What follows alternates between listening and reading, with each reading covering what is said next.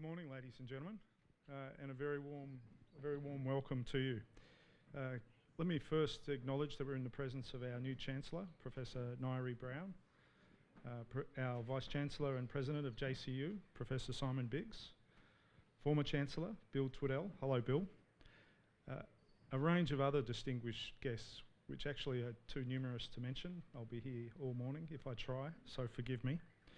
My university executive colleagues, and perhaps in particular Professor Martin Nakada, who's co-hosting this event with me today, JCU colleagues and students, members of First Nations communities who are visiting our campus today, a very warm welcome to you and lovely to see you, and all other visitors to JCU. Welcome to the Babeba Yunga campus. Babeba Yunga means a place of learning in the Biri Gubba language. We are honoured by this gift to us from the Bindal people, and we are proud to bear the name of our campus. Before I proceed, I want to extend my acknowledgements to the traditional owners of the lands upon which we gather, the Bindal people, and pay my respects to elders past and present. My name is Marcus Lane. I'm Deputy Vice-Chancellor Academy here at JCU, and it's my very happy task today to get these proceedings underway. And I've just got a few remarks to make, so please bear with me. I think an important starting point is to observe that JCU was established by an Act of the Queensland Parliament just over 50 years ago, with a prescribed mission to serve the people of North Queensland and Far North Queensland. We take that mission very seriously. In point of fact, we pride ourselves, we try hard to be a civic community, a civic university that is engaged with, embedded in, and delivering to the communities around us. That's our goal. Not corporate rhetoric, but an ethic that informs everything that we do. When the Australian government announced its intention to stage a referendum on whether an Indigenous voice to Parliament should be enshrined in our Constitution, we asked, what might our role be? What should it be? Our answer, I believe, is consistent with our mission and our sense of obligation as a citizen of Northern Queensland. And that was that we had a role to play to facilitate and to nurture and nourish a civil and informed conversation about constitutional change and Indigenous enfranchisement. We felt that perhaps we could play a role, a small role, albeit, in providing a platform for conversation and learning, for informed conversation, civil conversation, and in so doing, we could help provide a proper, decent public conversation about this matter of great import. And so this is the first of a number of events that we'll be hosting over the coming months that are all concerned with seeking to provide that kind of civil, informed conversation about constitutional change. Today, I'm very pleased to say that we have assembled a distinguished panel who are going to talk through the key issues under the careful gaze of our facilitator, Mr. Ben Gertz. This conversation is all about helping us understand the issues at the heart of the proposed referendum, at the heart of an Indigenous voice to Parliament. Know that we will provide some time for you to ask questions, to raise points of view. That's a critical part of sustaining this conversation.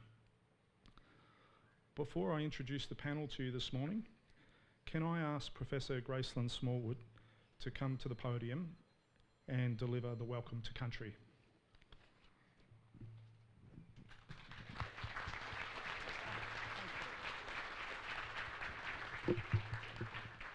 Sure. Thank you, Mr. Chairman, and our new Chancellor, where are you? And Vice-Chancellor, all the distinguished guests, Professor Nakata. And I was very not nervous in the last 3 Welcome to Countries, but I spotted 2 of my brilliant political activist teachers, Mr. Belzaloa and Les Melzer. You know, you always get a bit scared on a controversial topic. And I also spotted one of our most amazing legal people, Barrister Brian Kian Cohen. And of course, Greg McIntyre, I'm not sure, but he was the other one that really fought tirelessly in this major legal battle for Uncle Koiki. I'm going to be quick. They usually give me 2 minutes to talk about 100,000 years, so I'll be very quick. And I'm really pleased that James Cook has opened up this forum, and there are people for and against. It's been very confusing for non-Indigenous and Indigenous, and hopefully forums like this will bring a transparent debate. Many activists, and there are some activists, many activists for, and there are many activists against.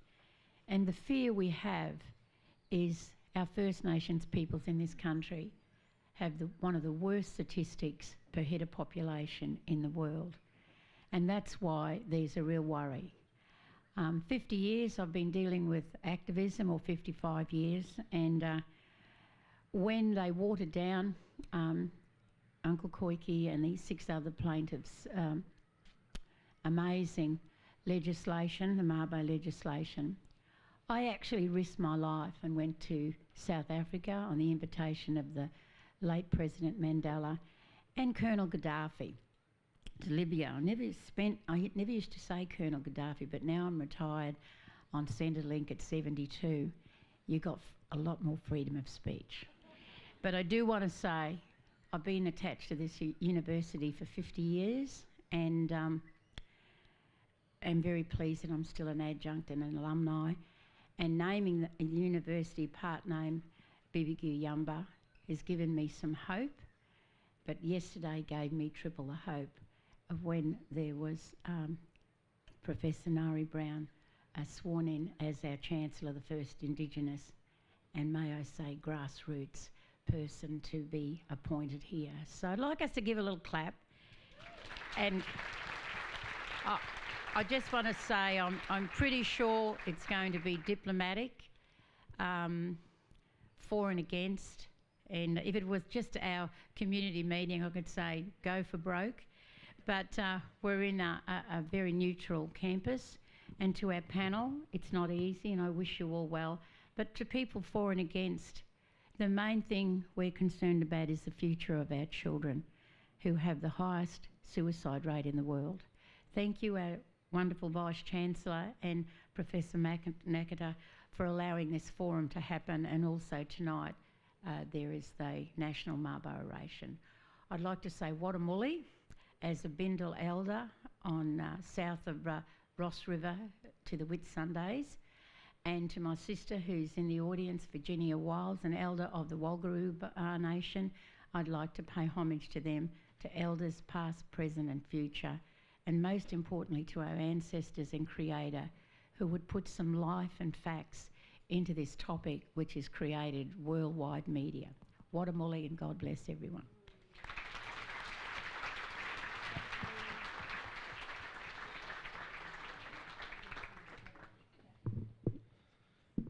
Thanks very much, Professor Smallwood, for those very personal and warm remarks, and for the warm welcome to country. And how proud we are to have a distinguished alumna still engaged with our university after all this time. Thank you again.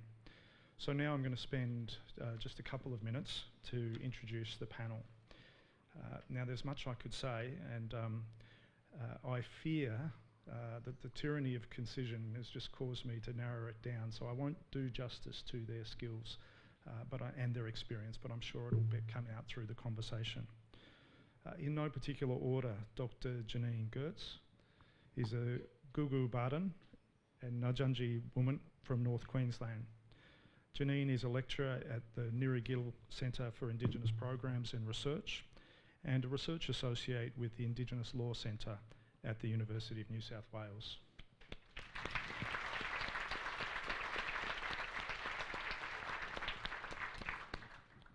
Associate Professor Sana Nakata is Principal Research Fellow at JCU's Indigenous Education and Research Centre. She's also co-director of the Indigenous Settler Relations Collaboration and a frequent contributor to public discourse, providing analysis for outlets such as The Conversation, the Indigenous Constitutional Law blog, and ABC Radio. Welcome, Sana.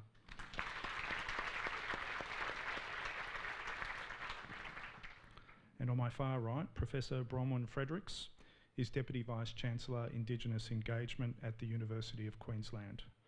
Professor Bronwyn Fredericks has over 30 years' experience working in and with the tertiary sector, state governments, federal governments, as well as Aboriginal and Torres Strait Islander community-based organisations. Great to have you here, Professor Fredericks.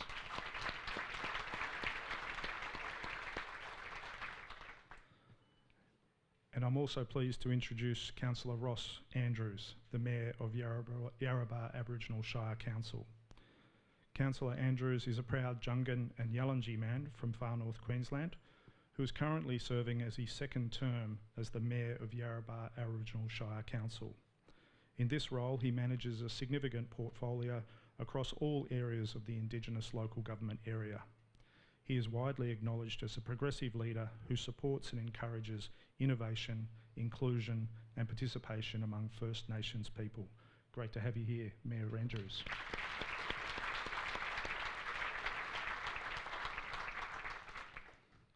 And last but not least is our facilitator, Ben Gertz. Mr. Gertz is a descendant of the Gugu Barden and Nudjunji people of North Queensland and the Miriam people of the Eastern Torres Strait. He is a public policy professional with extensive experience working in the public sector as well as non-government organisations. Mr. Gertz is a born and bred Townsvillian, a former student of JCU, and a person who is passionate about affecting Aboriginal and Torres Strait Islander communities across Northern Australia. Great to have you here, Ben.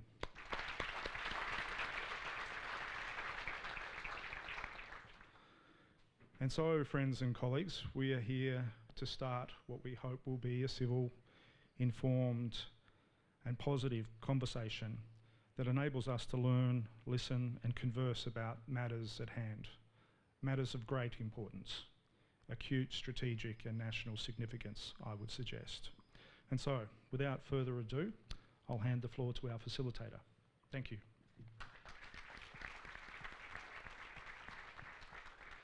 Thank you very much, Professor Lane, and thank you very much, Arnie Grayson, for your welcome to country today. It's a beautiful day to be here in Fargo Warri, which is the traditional name that Bindal people call this country, and it's amazing to be standing here in the shadow of one of the two brothers, Mundugan on Mount Stewart. Good morning, ladies and gentlemen. My name is Ben Gertz. I am a born and bred Townsvillian, as Professor Lane just mentioned before. I was a student here from James Cook University from 2010 to 2013, and I also served for a brief period of time on the Student Association Council as the Equity and Diversity Officer during my time here. Since going on from my time here at James Cook University, I've had a very extensive career that's taken me down to Brisbane and Canberra, working as a political staffer and in public policy sort of settings. It's good to be back here in Townsville to be with you all here today. Today, ladies and gentlemen, is an opportunity for all of you to learn about the Voice to Parliament and what it is.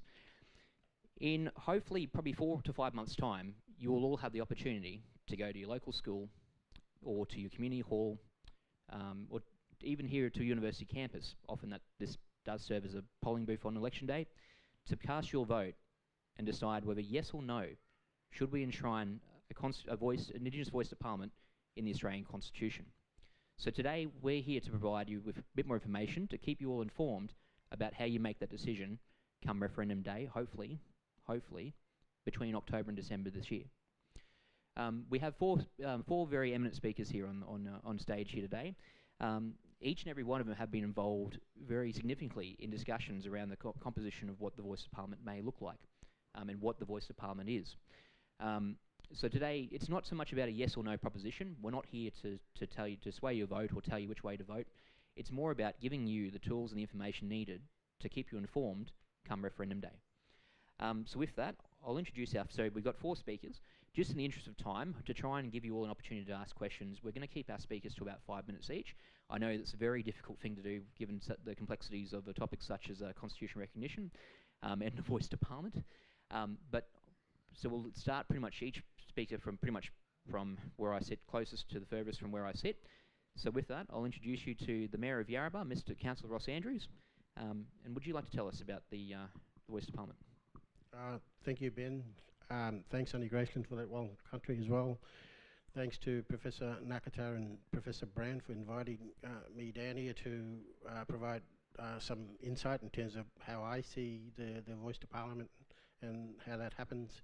It's great for me to actually come to JCU here yesterday, because I took the wrong detour and I was going out to Laverick Barracks and ended up turning back and actually finding the campus here. So what a great week. I mean, it's Reconciliation Week, thanks to the JCU and their initiative of promoting the work that's been happening in the campus here. But, you know, when you look at the Uluru Statement from the heart, it is an invitation for reconciliation, and I think that's a great start that JCU has done in terms of promoting reconciliation this week. And having a look at the Uluru Statement, I'm First Nations as well as a mayor, so my background's Yalanji and Jungan, so I just want to put my Jungan Yalanji hat on before I talk as a mayor, but and I make no apology, I apologise and make no apology that I have to be pro-voice in terms of my position as not only a Jungan and a Yalanji, but also do some work on the referendum engagement group with you know, with a few other eminent, prominent leaders around the country. For me, the voice is about community control, self-determination for our people. How best when it is our people that are guiding, giving advice on matters that relate to our status and our affairs. There's a lot of classic example in terms of what we're doing in the Yarrabah community around local autonomy and local voices having a say. When we have local voices and local autonomy, we achieve better outcomes in terms of the evidence saying that things are improving for us, but that's only when we're in control. And the voice is a mechanism to amplify existing voices. If you look at the co-design report into Carmel Langton, the voice talks about a set of guiding and design principles. If we have a look at the community control agenda, for me, the voice will be talking about Indigenous people leading. So it's got to be led, it's got to be owned by community people. There's other principles that are attached to that as well in terms of the composition and the functions. The voice, should the referendum be successful, and it will be, and we have to be confident about that. I know this is a neutral space here today, but I really think that the composition of a voice, whether it's local, regional voice that feeds into the national voice, is having people at the community level having a say. I work in the Stony Fields in community, and we know that the data is all going in the wrong direction. We have to find some way of turning back that data. It's going to take time, because we can't afford to go on for another many more years where all the data is going in the wrong direction. We have an obligation, not only as First Nations, but our fellow Australians, to help government turn around those data, because those data, the negative indicator data, are really going in the wrong way. So if we had a enshrined voice in the Constitution, it will be anchored there. The voice, the treaty, and the truth will follow. But we have to find some way of getting it over the line. Governments will design what the voice or the model looks like, but there's various reports out there that says there's designs there, principles. But our first step is getting this the referendum over the line, and we will give that opportunity for government to design those principles in terms of the model, what it looks like. But there are, as I say, there are principles and guiding frameworks there. So, and just before I finish, I just want to say with the community control agenda is, I think it's a really good initiative, the Caring for Country initiatives. We did a survey in our community that says that the rangers are the most happiest and the most healthy people in our communities, because they're working on country, and they have that spiritual, ancestral connection to the country. So the ranger program, and there's other programs out there around social justice reinvestment, but one of the success factors is our ranger program. So yeah, I'll just leave it as that. Thank you.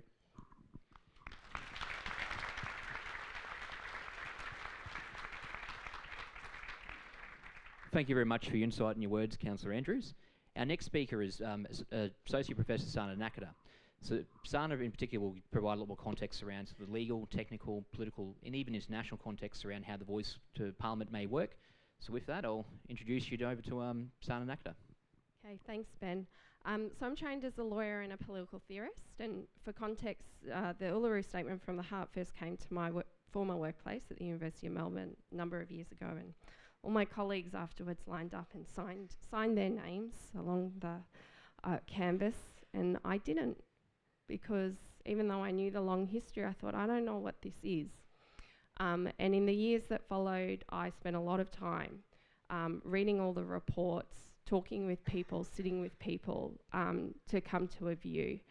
And so my role here is to speak to what, in a very long and significant history, what I think 3 key ideas to hold in view are. And I hope that at the end of this session that you feel a little bit more informed and better equipped to also go through a process of deciding what your own position is. The first thing I want to say is that a voice to Parliament may be a new phrase, but it isn't a new idea. The history of Aboriginal and Torres Strait Islander activism in this country is longer than the history of the Commonwealth Parliament, and it's longer than the history of the Constitution. And over those centuries, our political claims have included calls for statehood, calls for regional autonomy, calls for treaty, and calls for political representation. We have learned since the 1960s that a vote at the ballot box, though welcome, is not enough to affect our political agenda. And we have learned since 1967 that while the Commonwealth Parliament is empowered to make laws about us, that they are not required to necessarily do so in our interests or to our benefit. And so for the last 50 years in particular, there has been sustained and continued effort from communities across the continent to try and figure out how to keep moving forward toward our own self-determination, located and grounded in our own understanding of our sovereignty. Second thing is that this proposal didn't come from nowhere. It certainly didn't come from Canberra. The most recent history is the work of the Referendum Council, 12 regional dialogues where local communities decided for themselves who they wanted to send along to those dialogues, and they were tasked with deliberating upon 5 forms of constitutional recognition. That included symbolic recognition, which had been put to the Australian people as part of the 1999 Republican referendum and failed. It included consideration of amending or deleting the race power, which is the 1967 referendum. It included consideration of adding a non-discrimination clause so that the operation of that power couldn't be to our detriment. It considered what we are now calling a voice to Parliament, and it also considered treaty.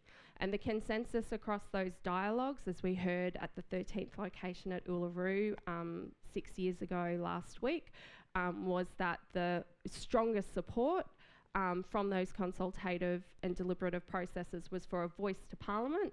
The second highest level of support was for treaty, and that's why we have voice, treaty, And the third pillar of truth emerged because truth-telling was the anchor of those community forums, and it emerged as something that wasn't under consideration but had to be included in this tripartite proposal. The referendum attends to the first.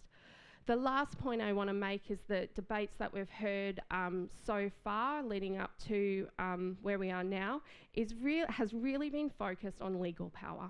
It's been really focused on questions about what authorises constitutional change, what is the legal scope and remit of what is being proposed, what is the language of the amendment, what does that mean, what is the legal power of the voice to compel or to veto government action.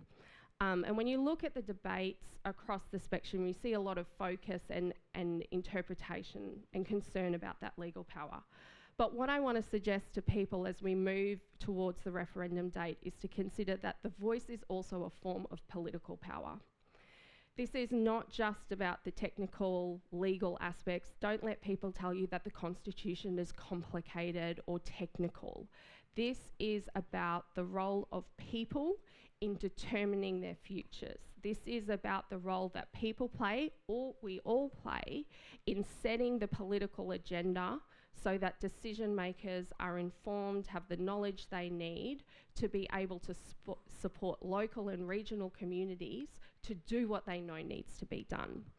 And so the voice does something that hasn't occurred before, which is create a protected connection between all of that local and regional knowledge and expertise and those who are making legal decisions in the halls of Parliament.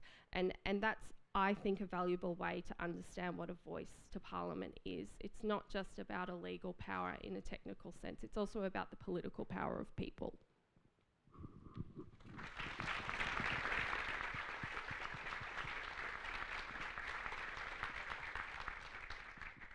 Thank you very much for that, Associate Professor Nakata.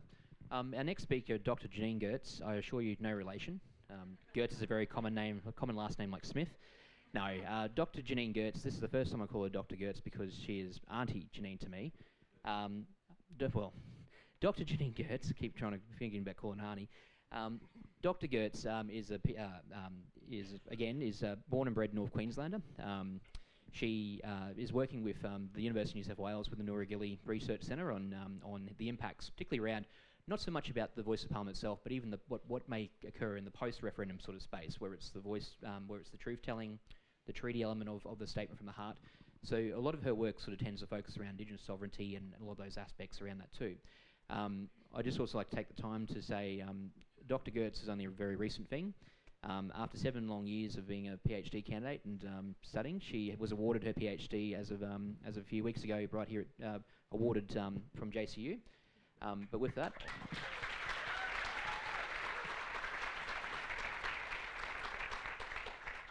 and with that, I'll leave you with Dr. Janine Gertz.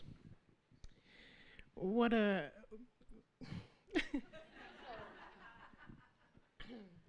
what a well brought up young man Ben Gertz is. So yes, my name is Janine Gertz. I'm a Googabun and Nudjinji woman with cultural connections across North Queensland, far North Queensland. As Ben has introduced me, my research is primarily concerned with the political representation and self-government of Aboriginal nations. So this is looking to the future about what these things could be post-recognition, post-constitutional recognition, post-treaty. I would like to talk in my 5 minutes that I have to address a real concern that I hear from Aboriginal and Torres Strait Islander communities.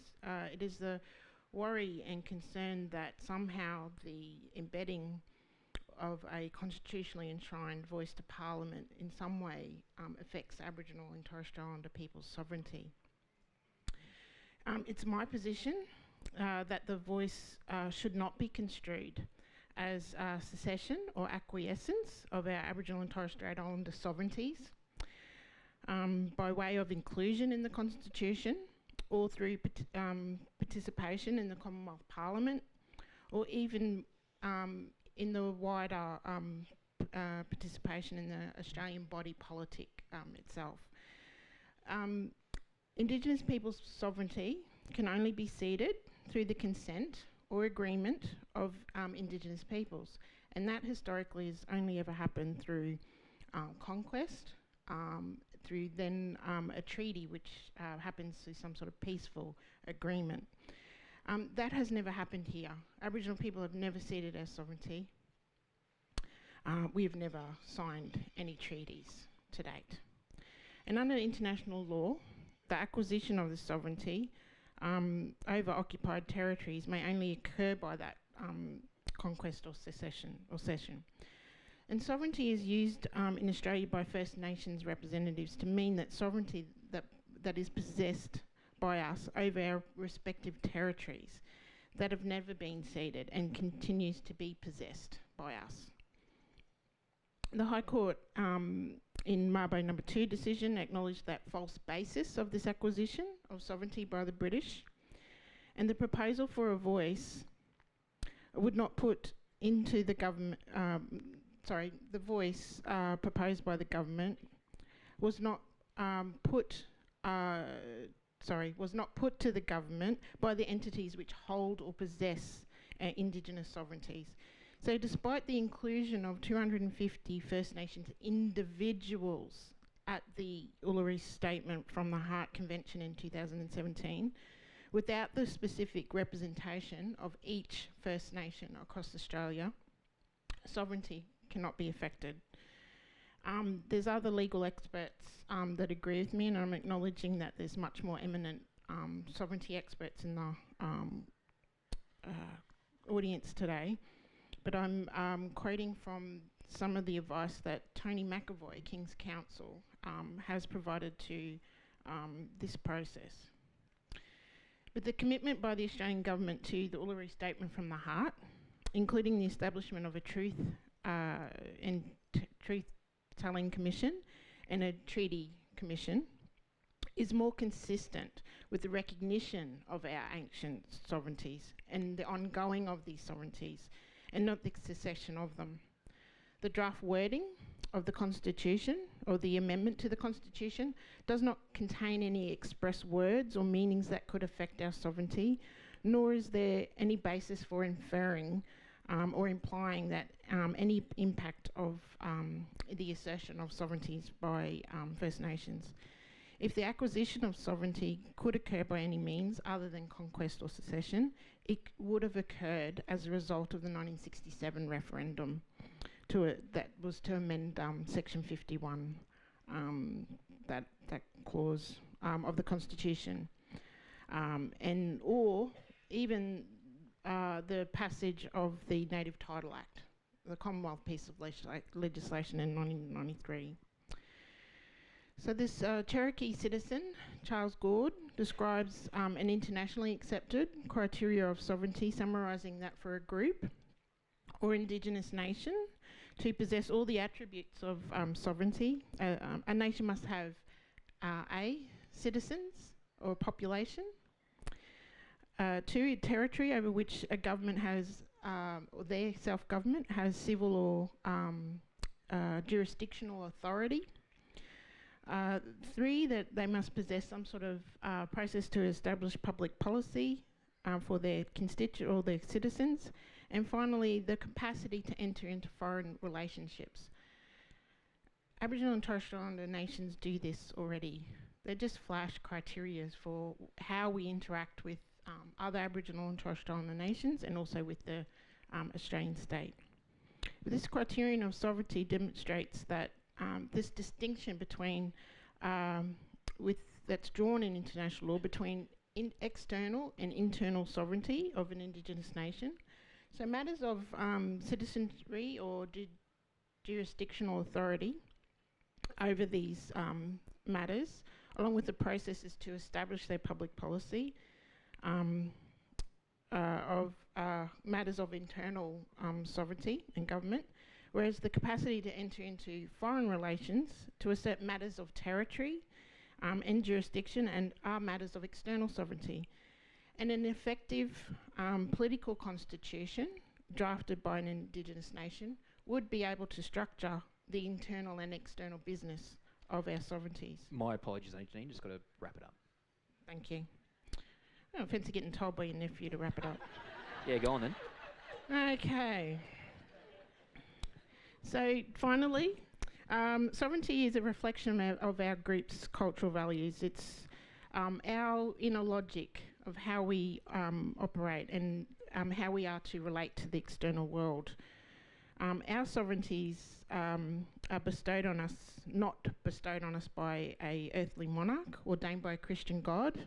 Our ancient sovereignties are our authority, which is embedded in our laws, our spirituality and relationship, not only to our ancestral homelands, but the ancestral beings that created that landscape, the ancestors that originated out of our countries and those that return to it, the ancestors who we are descended from. We need to conceive of these sovereignties and our jurisdictions as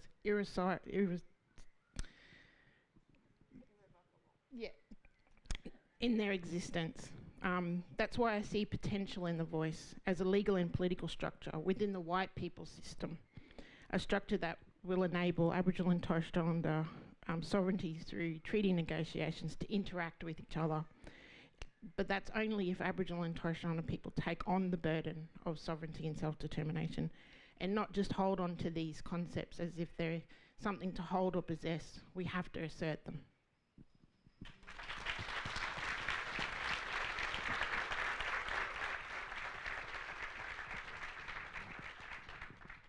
Thank you very much for that, Janine, Dr. Gertz, as you say, in this eminent forum. Our next speaker, I also want to take a quick time to just sort of say, our next speaker is someone I got to know very well during my time down in Brisbane, and she's been very, very supportive of my career and my career aspirations, and every time I see her, she's always encouraging me to continue doing what I'm doing, and even last night when I saw her last night, she kept saying, oh, you know, when are you going to do this, and when are you going to do that? Sometimes, you know, when I'm feeling a bit low about things in life, sometimes every time I see Professor Fredericks, she really gives me good encouragement to kind of, you know, perk myself back up and get back to what I'm doing. So I just want to say thank you for your support, Professor Fredericks. And with that, I'd like to introduce Professor Bronwyn Fredericks, who's had a very long and distinguished academic career. She's worked in universities across regional Australia, and now she's currently the Deputy Vice-Chancellor of Indigenous Engagement at the University in Queensland. Over to you, Professor Fredericks. Hi everyone. Some people would run and hide from me because they know I'm going to give them a razz about what they're doing next, Ben. So well done to you for not doing that. I'm very clearly wearing the Voice shirt today. I am supportive of the Voice, and I noted there's a number of others in the audience with their shirts on today as well, including Arnie Graceland, beautiful Arnie Graceland, who did the welcome for us today on behalf of Bendel people. Simply, it's time for Australia to step up. I can't say it any more simply than that. Australia needs to step up. It's time. We are the only country in the Commonwealth that does not have a form of agreement, have not a form of treaty with Aboriginal and Torres Strait Islander people, but in the global sense, in Indigenous people. This weekend will mark 2 weeks since I and distinguished Professor Aileen Morton-Robinson and Professor Tracy Bunder, who have travelled here with me, have come back from Canada. It didn't matter where I went, where we went, in terms of a gallery, a coffee shop, a museum, a university. For me, it was also the shoe museum wearing the shirt. People would ask me not just about the shirt, but when we got into the conversation, why hasn't Australia done it? What's Australia's problem? Get with the program, Australia. Okay. That is the view of us from the outside looking in regards to its time. It's time for Australians to step up. I want to encourage all the people in the audience and non-Indigenous people to not get caught up, and some of the Indigenous people not get caught up in the deflection tactics, the innuendos, the lies, the misinformation, the shade throwing, dumping dirt on individual Aboriginal people, individual Torres Strait Islander people in regards to the Voice. It is deflection tactics. It's about the politics of distraction, to take us away from the business at hand, which is on the table now this year. And that business at hand is the referendum, which will ask simple questions of us, all who are voters. Do we support the voice or not? Do you support the voice or not? When you go and you're the individual person in the ballot box casting your vote, go with your conscience, as Auntie Pat Anderson would say. Don't listen to the lies and the innuendo and the misinformation. Do what you need to do to step up. Step up when the crunch comes, when the day of the election, or if you're doing a postal vote ahead of time. Last night, Professor Tom Karma spoke about the conversations we need to have. We need to have those conversations beside others at a football field or watching the State of Origin during the commercial breaks. We need to have them, as I have, at netball, at the club, at the dining table with our families, in the lounge rooms, in the yards, in the barbecues. We all need to be having the conversations and talking about the voice to Parliament. We need to be courageous, and we are expecting you to be courageous. Non-Indigenous people need to be courageous too. Non-Indigenous people are going to carry this vote. You are 97% of the population. It is not about Aboriginal Torres Strait Islander people carrying the vote. We're 3%. It's a tiny fraction of the voting public. The biggest voting public are non-Indigenous people in this country that are 97%. Have the courage. I believe you've got the courage. We believe you've got the courage. You need to step up. It's time. Thank you.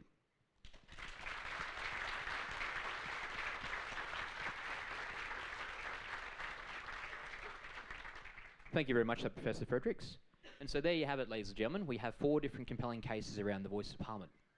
We now have an opportunity, if you may indulge us probably even for another, maybe possibly even 5 minutes or more, well, more than that. We might go a little bit over time of 5 minutes or so, but we're going to have 15 minutes for questions and answers. I think there's going to be a roaming microphone somewhere around here. Oh yeah, Mr. Savage, we've got the microphone here in the middle.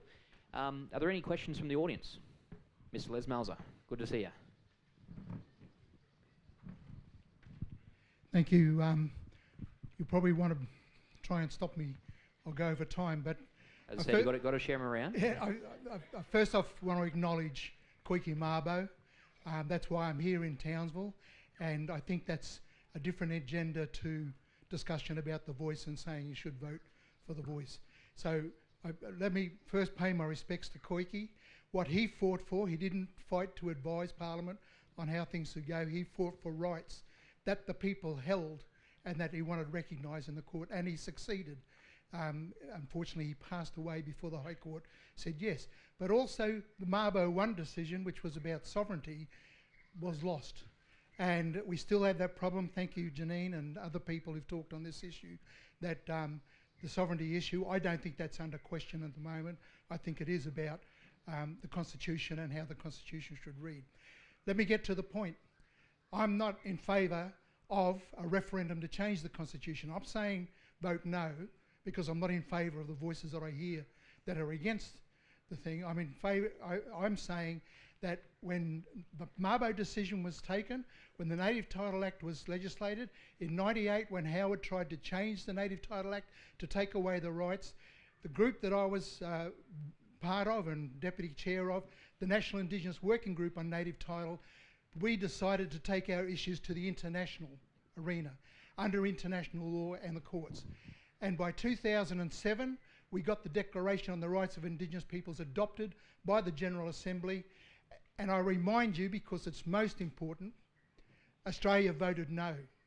And even though Australia's turned around and said, we changed our mind on this in 2008, what have you seen since 2008 that shows that Australia supports any of the declaration, of any of the rights in the declaration? You haven't. You've seen this diversion to having an advisory body, the sixth one, if you count the 10 embassy. We've had 4 others, I won't name them, and we're now going to have another one, but enshrined in the Constitution. But as was pointed out, the expert panel, which consisted of everyone across Australian society being represented on, including myself with the National Congress of Australia's First People, called for the Constitution to be changed to prohibit racial discrimination by the Parliament.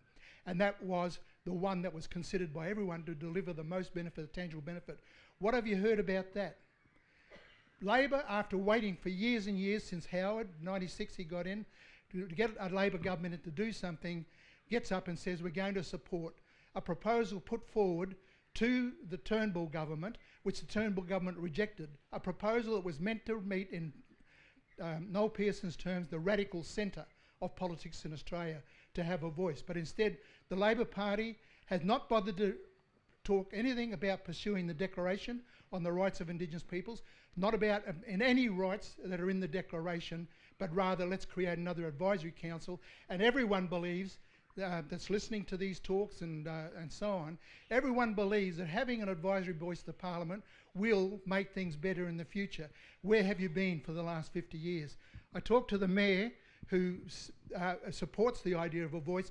Howard Yarrabah, when it was in 1984, there was no elected council. It was only a body, an Aboriginal Advisory Council that was advising the Queensland Government. Howard Yarrabah today advising the Queensland Government on what it should be doing and having no self-governance powers. So they're the sorts of issues that I think that have to be dealt with. I put up what was called a paper, the 4 next steps, which I gave to the people at these national addresses that was at the summit and so on, the next 4 steps. And the first of the next 4 steps was to ratify ILO Convention 169. That convention was written in 1989 by the ILO. It supports Aboriginal land rights, basically self-determination, recognising peoples. It only takes a government a vote in the Parliament to ratify that, and then it immediately puts into Australian law rights that we as Indigenous peoples can pursue and so on. The voice proposal for an advisory body doesn't do any of those things. People have their hope that the advisory body will pursue these things when it gets in power, when it finally gets established and so on. Well, that's good to have that optimism. But I've been a fighter for rights my whole life, through all of these things, through the Mabo decision, through the Queensland Government's Black Acts, through the Declaration on the Rights of Indigenous Peoples.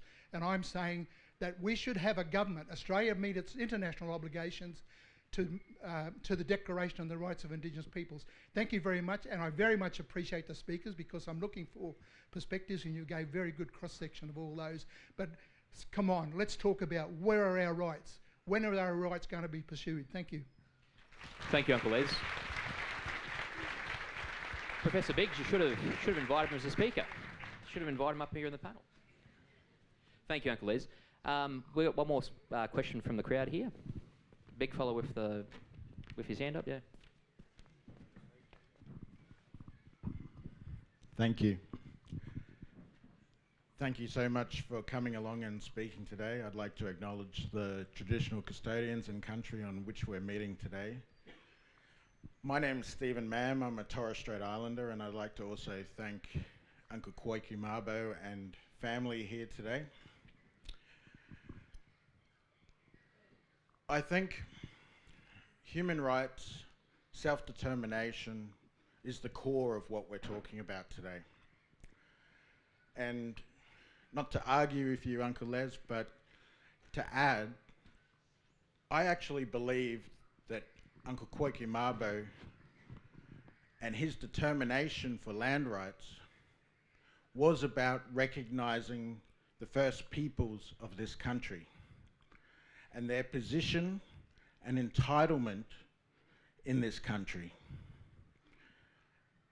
And as Torres Strait Islanders, visitors to Aboriginal country, as migrants, as new Australians, we need to have enough humility and respect to embrace them. My question to the panel is, how important is listening in this process? To listen to the invitation that was delivered in Uluru, and to listen to this process of the referendum and a voice. Thank you. I'll throw that one to Mayor Andrews, given that he was also, as an elected official in his own community and also as a participant in the Uluru Dialogue. What do you say to that?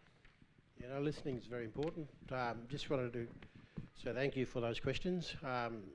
Les, you're right in terms of the advocacy that's been happening for many generations, and you know, requesting from government to consider a lot of those changes. And you know, I sit here really today as a practical community person. You know, I see the data. I'm going to repeat myself, but I see the data going in the wrong direction in my community. A lot of communities around the country. Is do we persevere with another 50 to 100 years of the data going in the wrong direction, whilst acknowledging that there's been a legacy or struggle for many of our people? Or do we try and make some changes to bringing back those data in the right direction? And you guys, you know, the audience know that about those data, the social negative indicator data that are going in the wrong direction. We just have to find a way of, it'll take time, you know, of trying to turn those data around. Because as I say, I work in the stony fields in my community and I see it every day. I live it every day. And you guys live it every day as well. So do we persevere with another 100, 200 years? Or do we try and make some systemic or some structural changes? Would anyone else like the opportunity to add to that? Yes, thank you. Thank you, Uncle Les. Thank you, Mabala here, for your contributions. I just want to pick up on those remarks because, you know, I really feel it and I spent a lot of time sitting in that space, right? But when I look, I think, you know, because I want power, right? Like time to make our own decisions. And the idea that the state continues to get to assert itself into our businesses is exhausting and, you know, at some levels, I think a bit, I would argue, unjustifiable. But, you know, we've heard over and over again, and we saw it in Mabo, there is what Brennan called the skeletal principle of law. This parliament is going to make laws about us. They're going to keep making those laws about us. And, you know, they can decide not to endorse the international rights framework. We can get treaties, and like lots of Indigenous treaties around the world, they will exist in their breach and in their non-compliance because you need governments to make laws to implement that stuff. And if we ever want forms of self-governance and autonomy, it will be the parliaments of the states and the territory and the Commonwealth that create that. Now, that is unfair and infuriating, but that is also the reality of the structures that we're working within. So we have to, you know, think carefully about how, whether or not we don't change anything and accept that this stuff is going to just keep going on the way it is, and we have to keep doing our business the way we do, where we know that the policy failure in our space is not in our own communities, but in the breakdown between our communities and the parliament. And whether or not, you know, and, you know, where I come to a different view is where I think that voice builds a protected connection between community and parliament and the government. Will it mean that we get everything we want? Will it mean that they listen properly and do what we tell them is true? That's the question of legal power. I think there's a bigger perspective there around how we use that space to strengthen and amplify our claims so that they cannot be silenced, and so that when the government acts and makes decisions that are contrary to everything that we say, that there is a record and an account of that, that all of the country can see. I want to add to that. Thank you for that, Sana, and thank you also, Mayor Andrews. But I was reflecting when you were talking, Mayor Andrews, about the work I did as a commissioner in this state for the Queensland Productivity Commission. And I worked on 3 inquiries. And it didn't matter where I went, communities talked about their capacity to be involved in decision making from the regional level right through to, the, you know, in this case to the state level, but it does translate to the national level. I recall the anguish I had when I had to go and meet with the Treasurer and members of Cabinet around the reports. And then when I saw some of the recommendations, these are recent reports, not carried through, and no real vehicle in this state, or indeed nationally, to take those recommendations forward. Other than advocacy, communities advocating, mayors getting together, community organisations getting together to lobby, because it's about that gap that Sana just spoke about in terms of from communities through to the policy and the highest level of cabinet. There's a gap there. And no coalition of peaks, no nut show, no snake, the childcare agencies can do that alone. We need an Aboriginal Torres Strait Islander voice that specifically can speak to issues from community levels right up through the national levels, that can talk to Parliament, that can have that level of influence. And if we don't make some changes, we are locked in the dance of where we're at now, where very little change will happen, or there'll be some changes on the skirts over here, you know, a little bit over here, until we get the next minister who decides things are better for us, or things are scrapped like we've had Howard do in the past, and there's more lies told, you know, about why ATSIC or why this didn't work or that didn't work. So we've got to have something's got to change. People have to believe and have the courage that this is it. At this point in time, this is it. This is the change that's on the table. This referendum is not going away. We will have it by the end of the year, and you will be asked to cast your vote. Have the courage, as I said, to step up and vote. Vote yes. Thank you. Thank you very much for that. There's a very eager chef waiting to serve some food over there, so I'll keep this final question, and that's Tony Grayson. Mr. Chairman, it's not actually a question, it's a comment, and I won't take a long time. Thank you, panel. You're all game. But like Anise said, Professor Nakata, I was at the Uluru statement and I got real confused. I was actually following our late brother Sol Blair around and brother Michael Mansell, you know, the big activist, and I was saying, what does Les think? What does Michael Anderson think? Because not everyone thinks the same. So I didn't sign that, but Solly did. And he said, oh, look, I'll keep in front. I said, look, I think I'm losing my marbles because I'm looking after the grannies and I'm not up to date at jumping over fences with all our wonderful activists in this audience.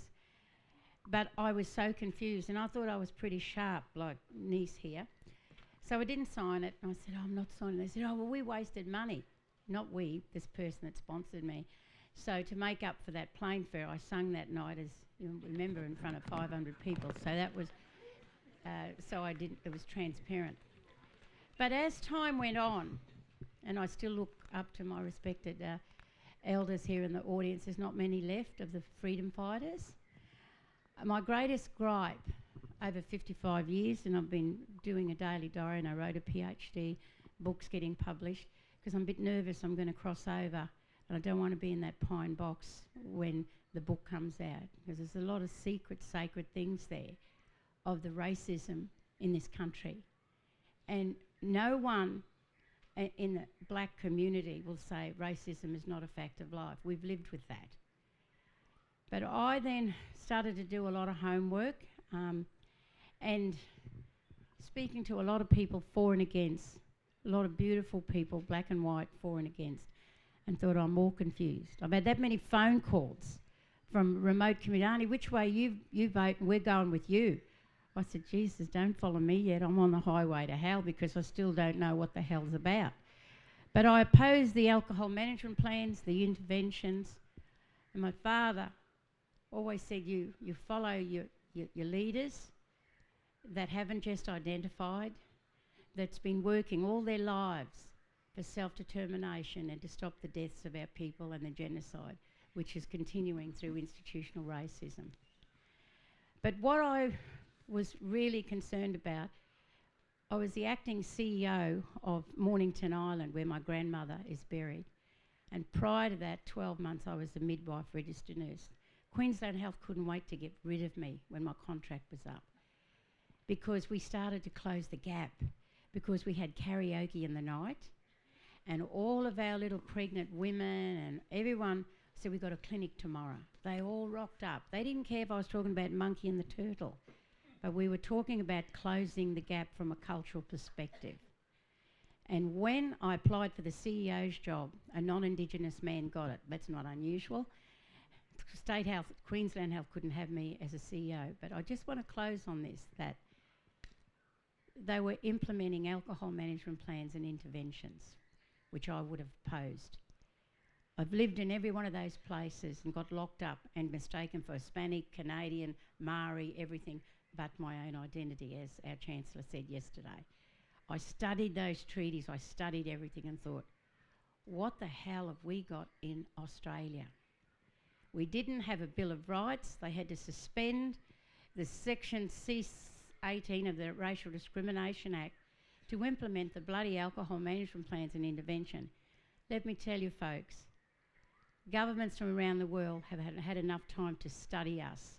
We're the last colonial country that doesn't have a treaty, that doesn't have a voice, that doesn't have truth-telling. But in the last few months, when that truth-telling started coming in, my rich white friends rang me crying. I didn't know that your father was sent to Palm Island from the age of 3 to 18. I said, my father, all of our fathers, all of our grandfathers and all of our grandparents, and that transgenerational trauma has come out. I'm not a gambler, but I'm sure there's a lot of gamblers in the black and the white community, because you haven't got many of our people on the roll, and I understand why. Because of all the things that have happened to us over 200 years. But what I do want to say is, I was confused right up until yesterday, and every day I spent an hour in the spiritual world praying. I said, God, give us something, please. I'm regarded as a respectable, transparent, always been Aboriginal and connected to the Torres Strait community, and I just need some answers. And as soon as I said yesterday, in 1967, when we had that referendum where 98% of white Australians voted for us, I applied to do nursing, and I walked into that hospital and proudly said I was Aboriginal, I want to become a registered nurse and a midwife. That was the year that we were taken off the Flora and Fauna Act. We have all seen so much destruction, so much bloody legislation, so much racism. And if this has to force it on white folks to confront their past, like the Germans and Jews, then I'm happy to vote yes. But some of my family said, oh, you go and join all those nuts. I'm voting no. I said, when I'm in that dream time, and it's nearly coming there because I'm 72, I'll be looking down and say, my grandchildren will say, what did my grandmother say, or what did she not say? We have absolutely bugger all to empower us to go towards self-determination. ATSIC was my dream. Les Melzer and Belzaloa going over to the United Nations was my dream with other activists. But now we have to work with what we've got, folks, and that's a blank piece of paper. And we have a younger generation, black and white, that are coming together. So many of the white folks are nearly passing out when I told my privileged white Australians we're related. How are we related? So we're telling our black kids to marry out because we're... And they could not understand, these rich people, why I said we're related. I said, you know about the stolen generation? I didn't put needles in my body to have brown skin. I didn't put needles in my daughter's body to have white skin. Do your bloody homework.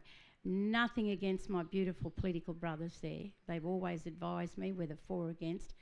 And I'm very nervous that we're hitting the age of 70. Our life expectancy is 65. And we want the younger generation, black and white. We're not blaming you white fellas. But if you don't know your history, you're part of the problem and not the solution. And when I went over to see Gaddafi and Mandela, last thing, Ben, I know you're going to ring the bell. I'm going to have to, sorry. Mandela, said, talk about your country. Talk about deaths in custody. Gaddafi was blasphemed in the papers, and they called my Vice-Chancellor at USQ, asked to sack me because I'm taking blood money. I said, do I get a chance to respond?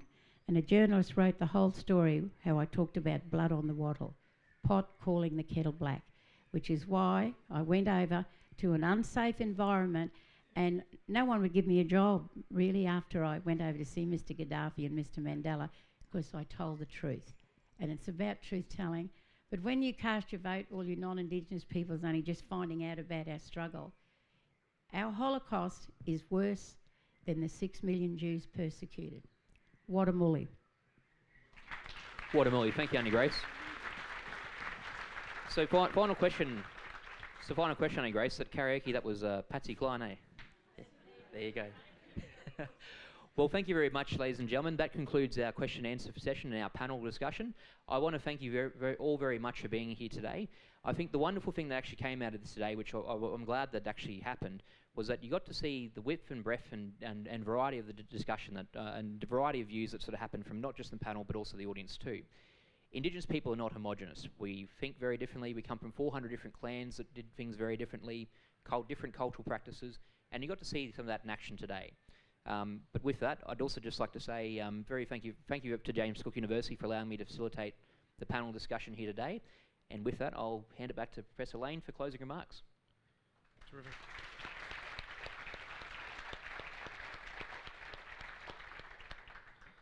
So, ladies and gentlemen, I think there's just a couple of things for me to do. And first and foremost is to ask for a round of applause for our panellists and facilitator today.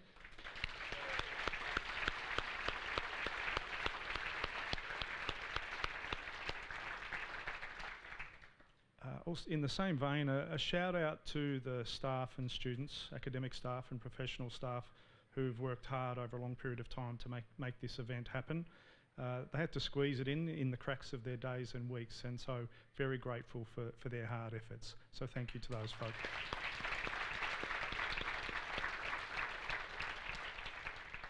Third, I need to invite you at the close of this session to join us for refreshments over on your left, on my right, so that we can continue the conversation, and that's an opportunity for us to talk some more.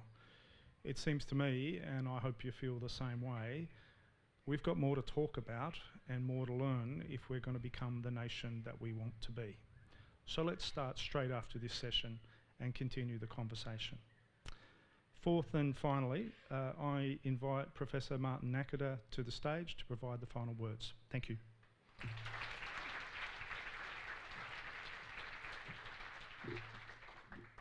Wadamuli, everyone. What a great morning, and thank you all very much for coming to today's session. James Cook University has now finally launched its civic education campaign today, and I'm hoping that will be the flavour and tenor of the kind of conversation we want to take all the way up to the day of the referendum. Wonderful panel, Mayor Ross. We're very much grateful for you to ground us in what this is about, and I think that's the element that actually it will end up being the point of decision making for me. We're going to be entertaining the for and against case as we progress our conversations towards the referendum. But bear in mind, we are all in fierce agreement that what we've got as an arrangement today does not work. So as you progress your understandings of what's in front of you, keep that in mind as you put the pen to paper. I thank you once again for all coming. I thank our new Chancellor and Vice Chancellor and President for being here with us today. It shows the kinds of commitment that we've got towards the education campaign leading up to the referendum, and we're very, very grateful for both your support. Can I please now invite you all across for some dugong and turtle?